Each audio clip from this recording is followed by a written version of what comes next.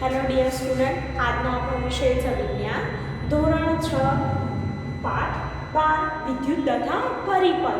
હવે તમારા ઘરમાં લાઇટ છે, પંખો છે, તમે ફોન યુઝ કરો છો તો એમાં ચાર્જિંગ કરો છો તો એ ચાર્જિંગ તમે ચાર્જર દ્વારા પ્લગમાં જોડી અને પછી ચાલુ કરી સ્વિચ અને પછી ચાર્જ થાય છે.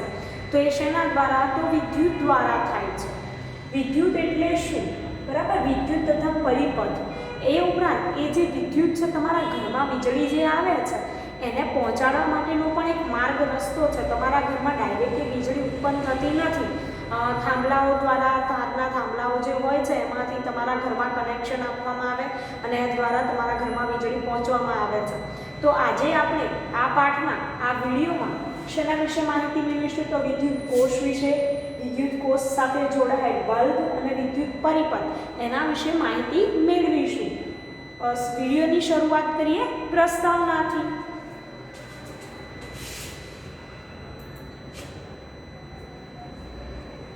પ્રકરણ 12 વિદ્યુત તથા પરિપથ.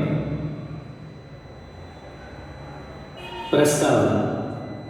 આપણે વીજળીનો ઉપયોગ ઘણા બધા કાર્યોને સરળ બનાવવા કરીએ છીએ.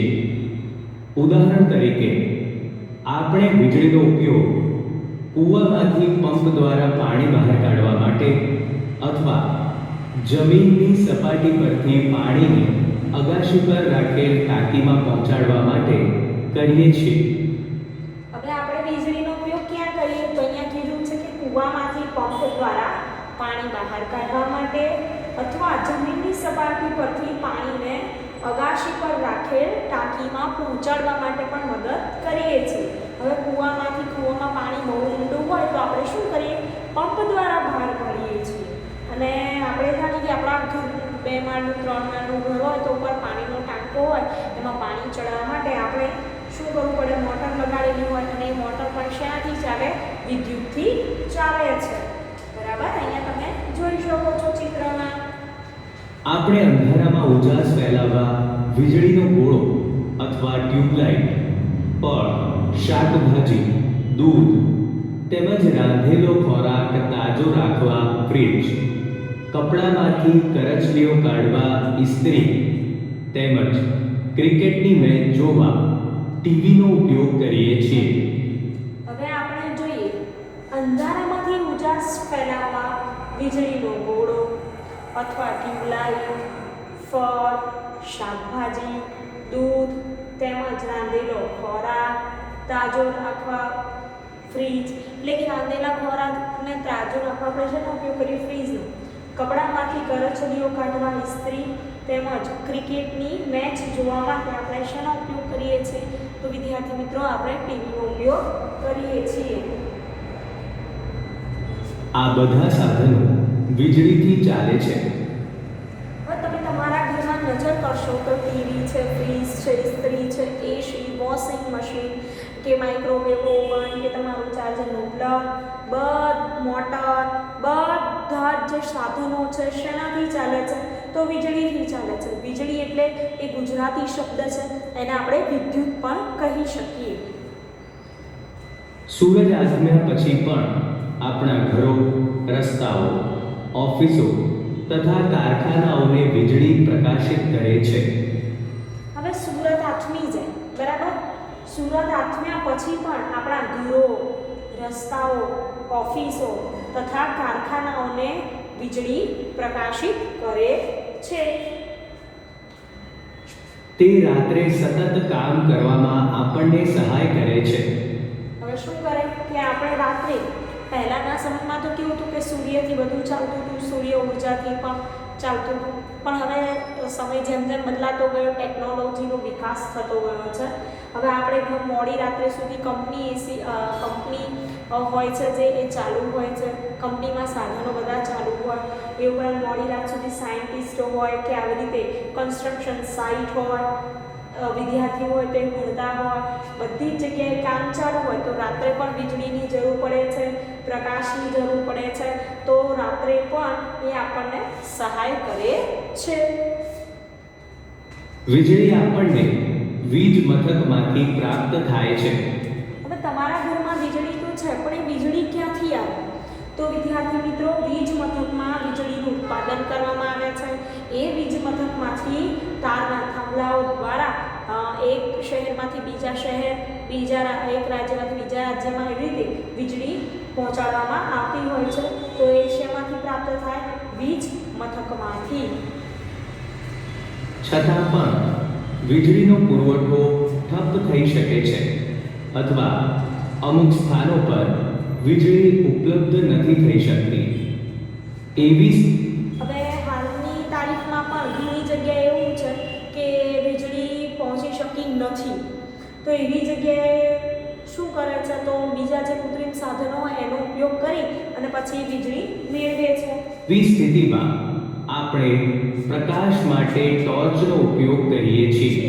બરાબર. ટોર્ચની સ્વિચ ઓન કરતા તેમાં રહેલો બલ્બ પ્રકાશ આપે છે. શું તમે જાણો છો કે આ માટે ટોર્ચના બલ્બને વીજળી ક્યાંથી મળે છે? એવું પૂછાય પ્રશ્ન. હવે આપણે એવું જાણીએ કે જ્યારે વીજળી ના હોય તો આપણે આવી રીતે ટોર્ચમાંથી પ્રકાશ મેળવીએ છીએ. તો એ જે ટોર્ચનો બલ્બ છે એ બલ્બ વીજળી ક્યાંથી મેળવે છે એવો વિચાર કર્યો કદી? તો આજે આપણે જોઈએ એનો જવાબ. ચાલો જોઈએ ટોર્ચના બલ્બને વીજળી ક્યાંથી મળે છે. વિદ્યુત કોષ. ટોર્ચના બલ્બ. હવે આપણે મેઇન માહિતી શીખવાની છે. વિદ્યુત કોષ એટલે શું? બલ્બને વીજળી વિદ્યુત કોષ દ્વારા પ્રાપ્ત થાય છે. વિદ્યુત કોષનો ઉપયોગ વિદ્યુત સ્ત્રોતના રૂપે એલાર્મ ઘડિયાળ, રેડિયો, કેમેરા તથા અન્ય સાધનોમાં કરવામાં આવે છે. હવે વિદ્યાર્થી મિત્રો, વિદ્યુત કોષ છે એ વિદ્યુત કોષનો ઉપયોગ ક્યાં ક્યાં થાય છે? વિદ્યુત કોષ એટલે આપણી ભાષામાં કહીએ તો સેલ. તમે ટીવી રિમોટ હોય કે તમારી કાર હોય રિમોટવાળી, એમાં પણ તમે આવી રીતે સેલનો ઉપયોગ કરો છો એને કહેવાય વિદ્યુત કોષ. એ ઉપરાંત વિદ્યુત કોષનો ઉપયોગ એલાર્મ ઘડિયાળ, રેડિયો, ટોર્ચ, કેમેરામાં પણ થાય છે. અને એ આ સાધનો સિવાય પણ ઘણી બધી જગ્યાએ વિદ્યુત કોષનો ઉપયોગ થતો હોય છે. તો આવા નાના જે ઘડિયાળ હોય, વોચ, હેન્ડ વોચ છે, બરાબર, એમાં પણ આવા સેલ નાના વપરાતા હોય છે. આવા સેલનો પણ બીજા સાધનોમાં ઉપયોગ થતો હોય છે.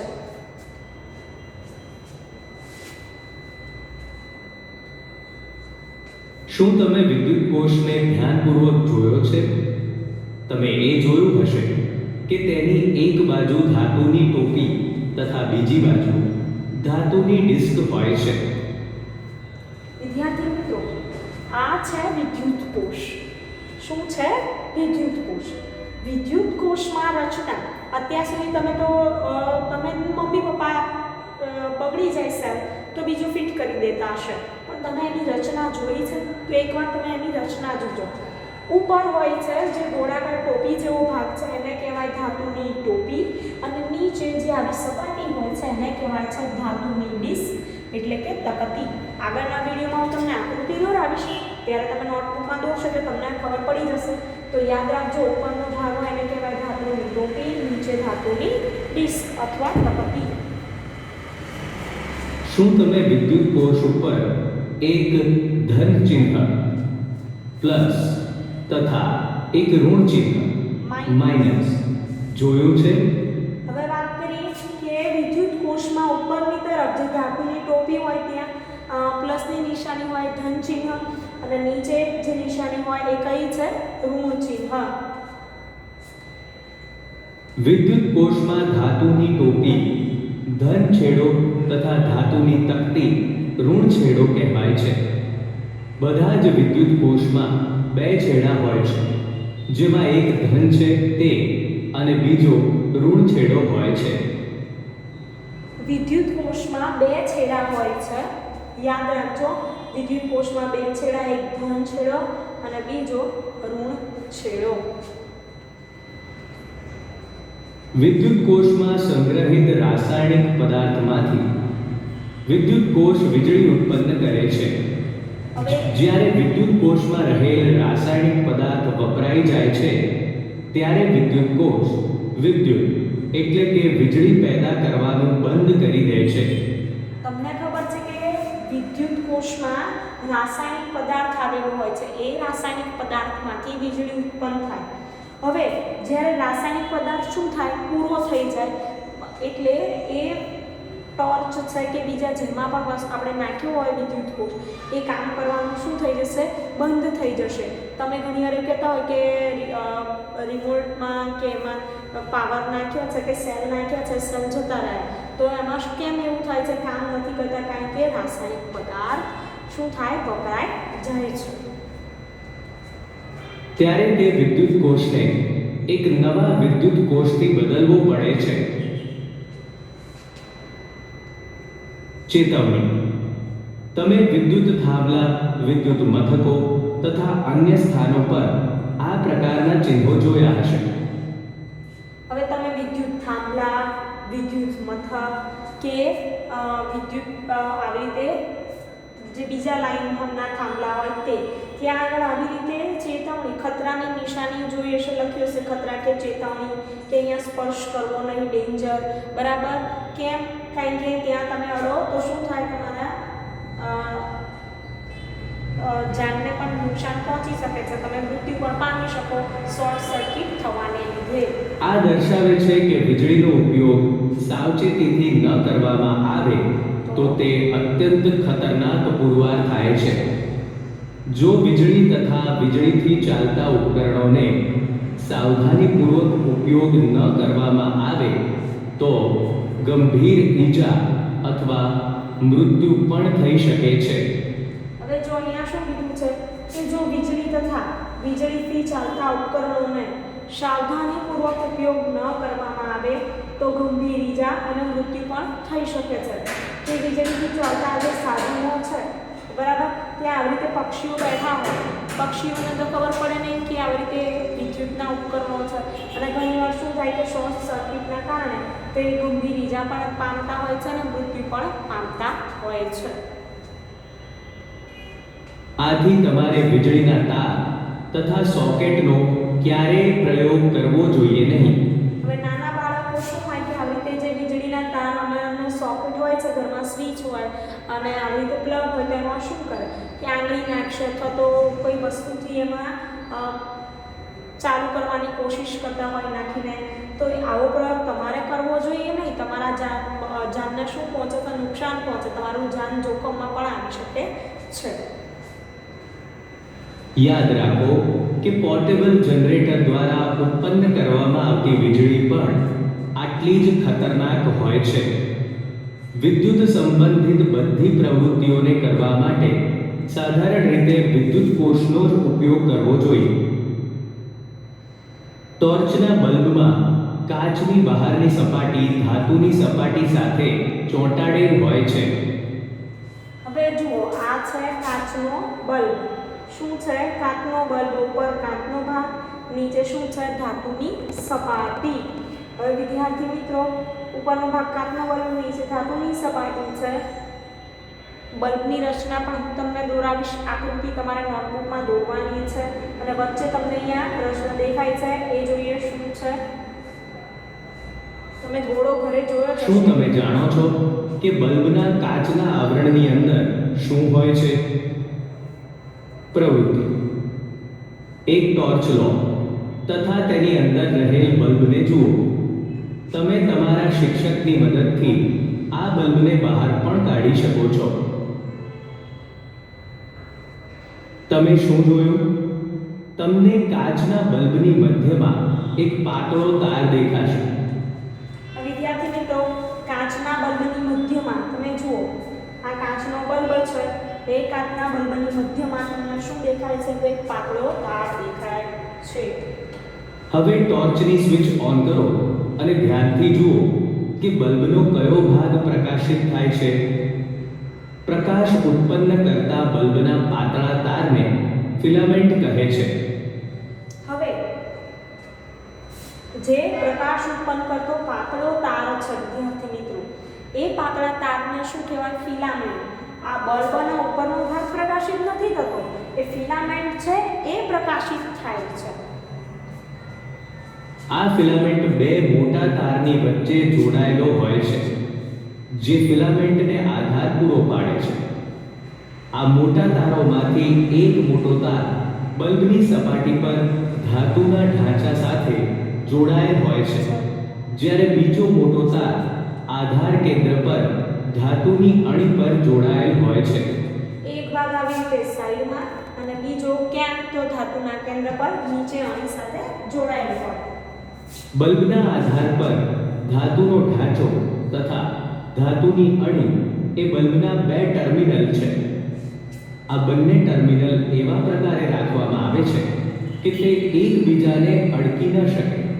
હવે બલ્બમાં કેટલા ટર્મિનલ હોય છે? બે. વિદ્યુત કોષમાં પણ કેટલા ટર્મિનલ હોય છે? બે. કયા કયા? તો ધન ધ્રુવ, ઋણ ધ્રુવ. એવી રીતે બલ્બમાં પણ ધન ધ્રુવ અને ઋણ ધ્રુવ હોય છે. ઘરમાં ઉપયોગમાં લેવામાં આવતા વિદ્યુત બલ્બની પણ આવી જ સંરચના હોય છે.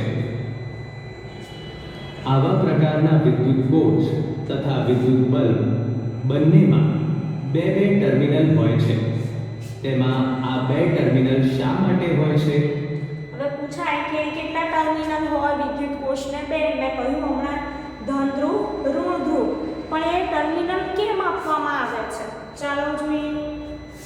વિદ્યુત કોષમાં ધાતુની ટોપી ધન છેડો તથા ધાતુની તકતી ઋણ છેડો કહેવાય છે. વિદ્યાર્થી મિત્રો, વિદ્યુત કોષમાં આ જે ધાતુની ટોપી છે એ ધાતુની ટોપી ધન છેડો તથા ધાતુની તકતી એ કેવો છેડો કહેવાય? ઋણ છેડો કહેવાય છે. એમાં જુઓ તમે અહીંયા ઉપરનો ભાગ અને આ નીચેનો ભાગ. આકૃતિ તૈયાર કરવાની છે. બધા જ વિદ્યુત કોષમાં બે છેડા એટલે કે ટર્મિનલ હોય છે, જેમાં એક ધન છે તે અને બીજો ઋણ છેડો હોય છે. વિદ્યુત કોષના ઋણ છેડામાંથી વિદ્યુત ભાર બલ્બના ફિલામેન્ટમાંથી પસાર થઈ જ્યારે વિદ્યુત કોષના ધન છેડા દ્વારા પાછો વિદ્યુત કોષમાં દાખલ થાય ત્યારે જ વિદ્યુત બલ્બ પ્રકાશિત થાય છે અને વિદ્યુત પરિપથ પૂરો થાય છે. વિદ્યાર્થી મિત્રો, હવે વાત કરીએ વિદ્યુત પરિપથની અને વિદ્યુત કોષની જે રચના છે એની વાત કરીએ. આખા પરિપથની તો વિદ્યુત કોષના ઋણ છેડામાંથી વિદ્યુત ભાર અહીંયાથી આ ઋણ છેડો છે. એ ઋણ છેડામાંથી વિદ્યુત ભાર ક્યાં જાય છે? વિદ્યુત બલ્બના ફિલામેન્ટમાં. ત્યાંથી ફિલામેન્ટમાંથી પસાર થઈ પાછો ક્યાં જાય? ધન છેડા દ્વારા બલ્બમાં ધન છેડા દ્વારા વિદ્યુત કોષમાં દાખલ થાય છે. એટલે શું થાય? આ વિદ્યુત બલ્બ છે એ પ્રકાશિત થાય અને આખો પરિપથ શું થાય છે? પૂર્ણ થાય છે. તો વિદ્યુત પરિપથની નામ નિર્દેશનવાળી આકૃતિ દોરવાની હોય તો તમારે આવી રીતે આકૃતિ દોરવી પડે. વિદ્યુત કોષ, રબર બેન્ડ, પછી વિદ્યુત વાહક તાર, વિદ્યુત બલ્બ, પછી ધન છેડો, ઋણ છેડો. તો તમને 3 માર્ક્સ મળે આકૃતિના.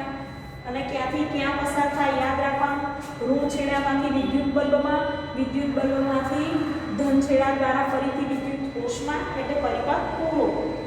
આમ વિદ્યુત કોષ તેમજ વિદ્યુત બલ્બને બે બે ટર્મિનલ હોય છે. વિદ્યુત કોષના બે ટર્મિનલો સાથે જોડાયેલ તારોને સ્વિચ તથા બલ્બ જેવા ઉપકરણોના વચ્ચે જોડ્યા વગર એકબીજા સાથે ક્યારેય ભેગા કરવા નહીં. હવે જો વિદ્યુત કોષના જે આ તારો હોય છે એને સ્વિચ કેવા ઉપકરણો વગર ડાયરેક્ટ જોડવા જોઈએ નહીં. હવે વિદ્યુત કોષના બે ટર્મિનલો સાથે જોડાયેલ તારોને સ્વિચ તથા બલ્બ જેવા ઉપકરણોને વચ્ચે જોડ્યા વગર એકબીજા સાથે જોડતા વિદ્યુત કોષમાં રહેલ રાસાયણિક પદાર્થ ઝડપથી વપરાઈ જાય અને વિદ્યુત કોષ શું થાય? તો કાર્ય કરવાનું બંધ થઈ જાય. હવે આપણે એના માટે શું કરવું જોઈએ કે આ જે વિદ્યુત વાહકને જે સ્વિચ છે, બલ્બ જેવા ઉપકરણો વચ્ચે જોડવા જોઈએ બે ટર્મિનલો સાથે તારોને. એના દ્વારા શું થાય કે વિદ્યુત કોષ ઝડપથી બંધ થઈ જતો નથી, એનો રાસાયણિક પદાર્થ એટલો ઝડપથી વપરાઈ જતો નથી. તમારે આ ખાસ યાદ રાખવાનું છે. તમે આવું કરશો તો વિદ્યુત કોષમાં રહેલ રાસાયણિક પદાર્થ ઝડપથી વપરાઈ જશે અને વિદ્યુત કોષ કાર્ય કરવાનું બંધ કરી દેશે. વિદ્યુત કોષ સાથે જોડાયેલ બલ્બ. 4. વિદ્યુત કોષનો ઉપયોગ કરીને એક બલ્બને